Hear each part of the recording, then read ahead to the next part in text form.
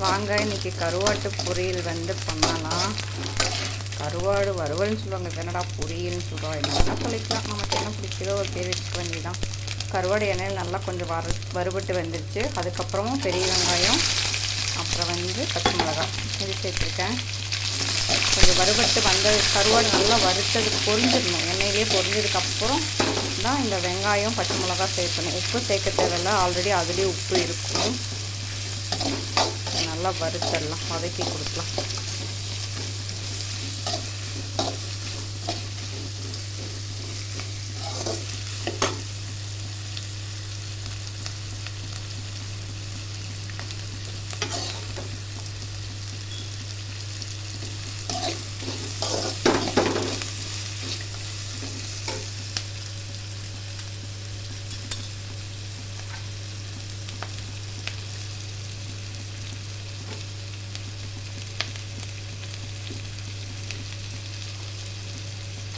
இது கூடவே கொஞ்சமாக மிளகாத்தூள்,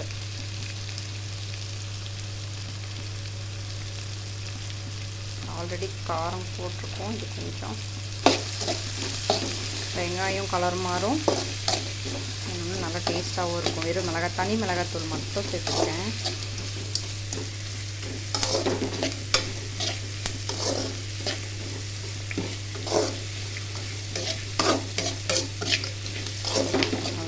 கருவாடோடு ஒன்று சேர்ந்து இந்த வெங்காயமும் நல்லா வதங்கி பச்சை மிளகாயும் வதங்கினா மட்டும் போதும்.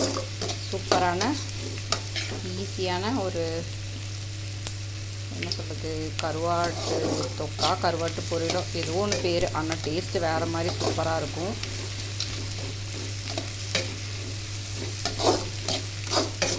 தொக்குன்னா என்ன, கொஞ்சம் தக்காளி இதெல்லாம் போட்டு கிரேவி தொக்கு மாதிரி பண்ணணும், அது வேறு டைப்பு. இது சும்மா வறுக்கிறது.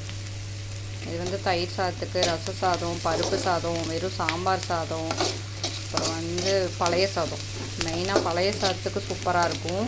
ட்ரை பண்ணி பாருங்கள். பிடிச்சிருந்தா மறக்காமல் சப்ஸ்கிரைப் பண்ணுங்கள், லைக் பண்ணுங்கள். தேங்க்யூ. இப்போ கருவாடு ரெடி ஆயிடுச்சு, அவ்வளோதான். மேலால் கருவேப்பிலை தூவி இறக்கிற வேண்டியதுதான். தேங்க்யூ.